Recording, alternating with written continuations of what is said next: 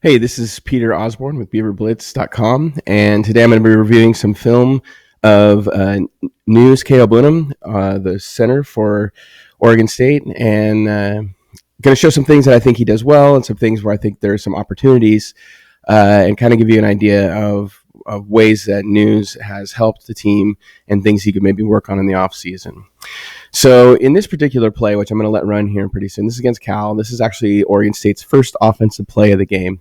And you'll see that there's a few kind of weird decisions made in this play, and we'll go through that real quick.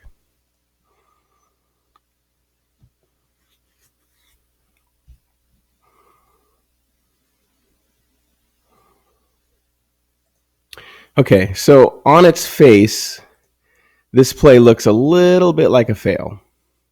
And we'll cue it up here again. I'm going to pause it.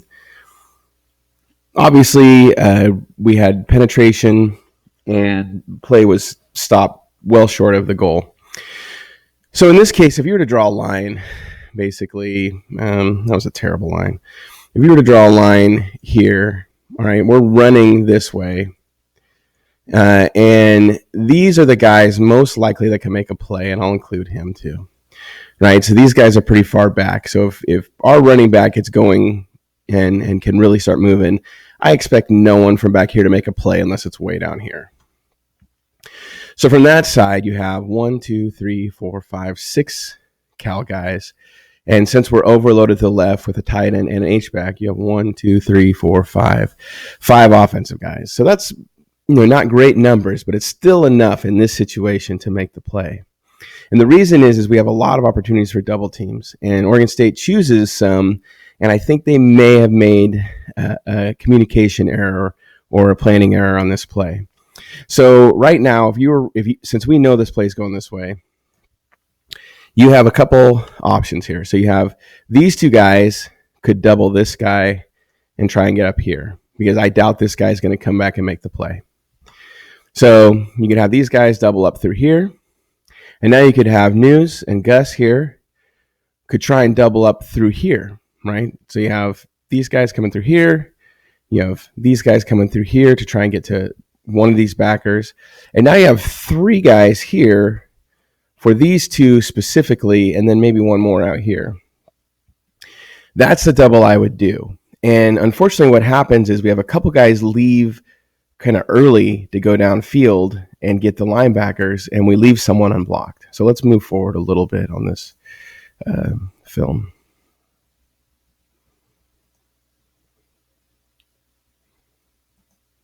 Okay, so right here you can see you have News coming out here. These guys look like they're probably running a stunt, which is great because it's going the wrong way. But you have News coming through here. You have Gus coming up. So they've chosen to double this guy up to someone up here. Hopefully this guy, but most likely this guy. So now you have these 3 guys. Well, as Blake comes out, this guy's coming in. And these 2 guys are trying to get this guy. Now, had Blake taken this guy that comes in right here, as we'll see later, and these 2 had worked this guy up to here, this play actually should have been a pretty monster run. And let's look at it here real quick. Okay, so right here, if I had paused this right here and you asked me, how does this play turn out? I would tell you that our running back has all sorts of green here with a blocker here. If this guy gets any kind of block and Pierce can get around it, this is a huge run. I'm thinking easily a first down, right? At this point, you have Blake on this guy. You have Gus coming up to the second level. This guy's covered by these 2 guys, and News is working across this guy's face. Now, he is a little behind him, and he had pretty tough block on this. So he's coming across this guy's face. Gus came in and chipped him, which should have allowed News to get around. But Gus actually bails a little early, and we end up with, unfortunately, 2 people in Gus and Blake that just go upfield, leaving this guy unblocked.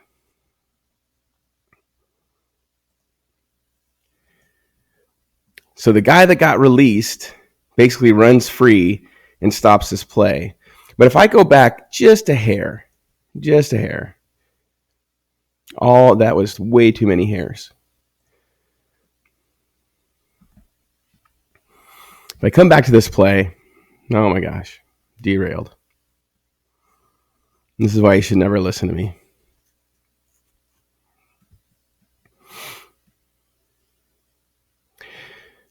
Okay, so if you come and watch this play, at this point, you have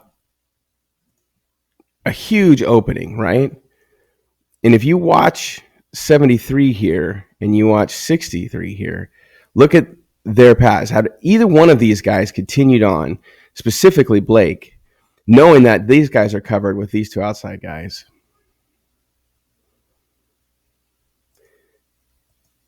This play would be a monster. Even with Nous block, even with him not getting in front of him, he got enough of this guy that he's not making the play. None of these guys are making the play. None of these guys are making a play. You know, even if these two were just, look how far back they're pushing this guy. Even if Blake had stayed on him and not moved up, this guy would have a hard time making the play with these two basically driving this guy into his lap. And if you look at the receiver, perfect blocking position. You either have a cut outside or cut inside, should he give him an indication which way is the easiest to block. This is a huge play that turns into a loss. Now I'm going to move on to some videos of some happier times.